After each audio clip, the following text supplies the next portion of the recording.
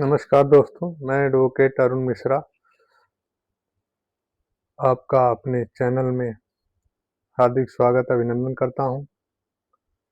दोस्तों, मैं आज आपको कानून के विषय में कुछ महत्वपूर्ण बातें बताना चाहता हूं, जिनका हमारी रोजमर्रा की जिंदगी में काफ़ी उपयोग है। दोस्तों, हमें समाज में होने वाले अपराधों के बारे में जानना बहुत ज़रूरी है और प्रत्येक व्यक्ति को कानून के विषय में जानकारी होना बहुत आवश्यक है, जिससे कि वो अपने अधिकारों के प्रति सजग रहे और अधिकारों की लड़ाई लड़ सके। कोई व्यक्ति झूठा फंसा दिया गया है, तब भी उसको जानकारी होनी चाहिए कि हमारे ऊपर कौन सी धाराएं लगती हैं, कौन सी धारा में कितने वर्ष की सजा है और इसका कानूनी रूप से कोर्ट में क्या ट्रायल चलता है, कैसे चलता है। तो इन्हीं सब बातों के बारे में हम आज आपको कुछ बहुत ही महत्वपूर्ण जानकारियां देने जा रहे हैं। दोस्तों, हमारे इंडियन पीनल कोड भारतीय दंड संहिता 1860 के तहत कानून बनाए गए थे। इसमें 1973 दंड प्रक्रिया संहिता आईपीसी सीआरपीसी जो है उसके द्वारा गवर्न होती है। आईपीसी जो है किस धारा में जो है कौन सा अपराध किया जाता है उसके लिए लगाया जाता है, और सीआरपीसी जो है उन धाराओं को न्यायालय में उस ढंग से सीआरपीसी के माध्यम से कार्रवाई चलती है, जिसे अब बदल कर जो है भारतीय न्याय संहिता 2023 और नागरिक सुरक्षा संहिता 2023 कर दिया गया है। आईपीसी को भारतीय न्याय संहिता 2023 और दंड प्रक्रिया संहिता 1973 को बदलकर नागरिक सुरक्षा संहिता 2023 कर दिया गया है। इन्हीं सब बातों के बारे में आज हम आपको कानून कुछ महत्वपूर्ण धाराओं के बारे में जानकारी देने जा रहे हैं। दोस्तों, 307 की धारा जो हत्या की कोशिश होती है उसको बीएनएस में 109 हम पढ़ेंगे अब, और 302 हत्या जो होती है उसको बीएनएस में 103। इसी प्रकार दोस्तों 376 बलात्कार जो होता है उसको बीएनएस में धारा 64 और 376 को धारा 65 में पढ़ेंगे। 395 डकैती को 310 2 में पढ़ेंगे। 377 आय प्राकृतिक दुष्कर्म को धारा 70 बीएनएस में। 396 डकैती के दौरान हत्या को 310 3 में। 120 भी षड्यंत्र को 61 2 में। 201 सबूत मिटाना होता है उसको 238 बीएनएस में। 412 झपटमारी 317 3 में। 379 चोरी को 303 1 में जो है बीएनएस में पढ़ेंगे। 380 घर में चोरी को 305।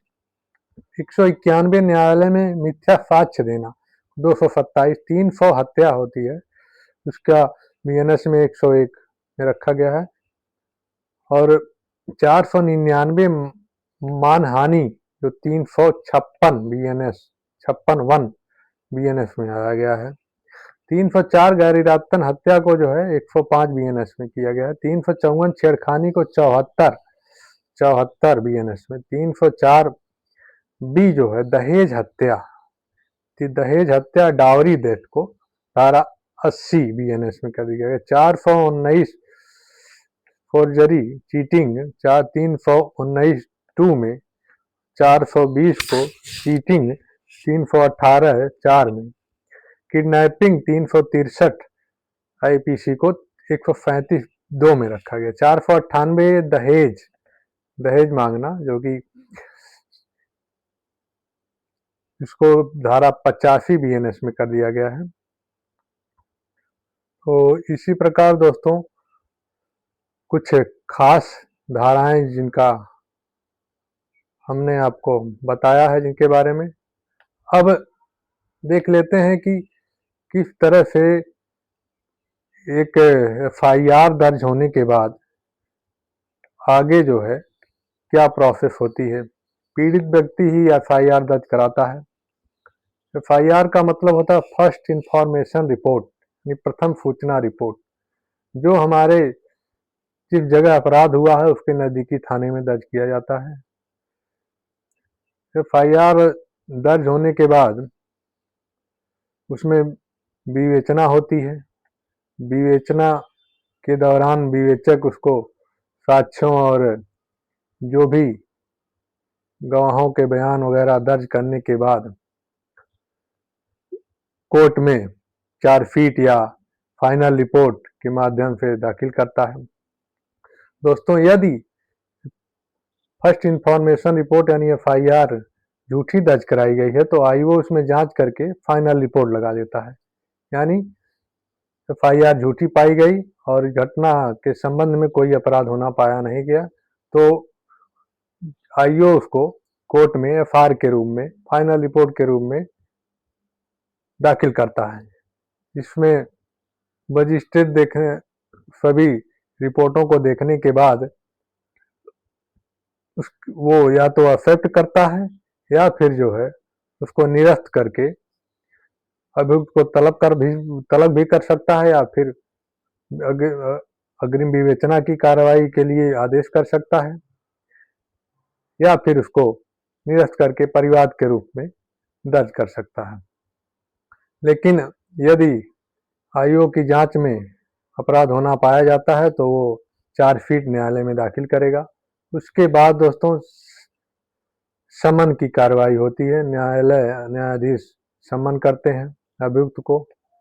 समन के बाद जो है अभियुक्त न्यायालय में हाजिर होकर बेल कराता है, जमानत कराता है। जमानत के बाद चार्ज की स्टेज आती है कि आरोप क्या क्या आरोप लगे हैं उसको मजिस्ट्रेट तय करता है, आरोपों को तय किया जाता है। उसके बाद जो है गवाही की स्टेज आती है, एविडेंस। एविडेंस में प्रोसिक्यूशन के जो है जितने भी गवाह होते हैं, वादी मुकदमा से लेके सभी की गवाही कराई जाती है। गवाही के बाद जो है अभियुक्त के डिफेंस जो लॉयर होते हैं वो जिरह करते हैं, क्रॉस एग्जामिनेशन किया जाता है। क्रॉस एग्जामिनेशन गवाही के बाद जो है दोस्तों इसके बाद स्टेज आती है 313, जिसमें अभियुक्त का बयान दर्ज करते हैं मजिस्ट्रेट और उसके दौरान पूछा जाता है कि आप के ऊपर जो अपराध लगाए गए हैं सही हैं, तो अभियुक्त हाँ या ना में उत्तर देता है और डिफेंस एविडेंस के लिए भी पूछा जाता है। तो अगर देना होता है तो डिफेंस एविडेंस में हाँ किया जाता है। तो डिफेंस में अभियुक्त अपने गवाहों को ले आकर गवाही कराता है, जिसमें उसको बुलाकर जो है गवाही एविडेंस रिकॉर्ड किए जाते हैं। एविडेंस रिकॉर्ड होने के बाद जो है प्रोसिक्यूशन उसे क्रॉस एग्जामिन करते हैं। क्रॉस एग्जामिन के बाद सभी 1, 2, 3 जो भी गवाह हों डिफेंस के होने के बाद फिर जो है बहस की तिथि निर्धारित की जाती है और मुकदमे में गुरदोष के आधार पर बहस, डिफेंस और प्रोसिक्यूशन की बहस को सुनने के बाद न्यायाधीश अपना जजमेंट सुनाता है।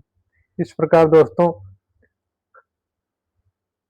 का क्रिमिनल प्रोसीडिंग में यही प्रक्रिया अपनाकर जो है न्यायालय में आप मुकदमा लड़ते हैं, जीतते हैं, हार भी सकते हैं। तो कुछ अपराध ऐसे होते हैं जो समनी प्रकृति के होते हैं, जिसमें जो है न्यायालय बेल दे देता है और परिवीक्षा पे भी छोड़ सकता है सदाचार रखने के लिए। जो 7 वर्ष से कम के अपराध होते हैं उनमें जो है अपराध की श्रेणी को देखते हुए जुर्माना भी लगाया जा सकता है। जुर्माने के आधार पर अगर अभियुक्त अपना जुर्म स्वीकारोक्ति के आधार पर मुकदमा समाप्त करना चाहता है तो न्यायालय में आवेदन देकर वह जुर्माना भरकर अपने मुकदमे को समाप्त भी करा सकता है। तो ये थी दोस्तों आज के लिए कुछ खास जानकारियाँ। अब अगले वीडियो में मैं आपको कानून के बारे में कुछ बहुत ही महत्वपूर्ण जानकारियाँ व इससे रिलेटेड सुप्रीम कोर्ट और हाई कोर्ट, माननीय उच्च न्यायालय, उच्चतम न्यायालय के लेटेस्ट जजमेंट के बारे में जिक्र करूँगा। तो मेरा अगला वीडियो देखना न भूलें। इसी के साथ मैं अपनी बातों को समाप्त करता हूँ। नमस्कार।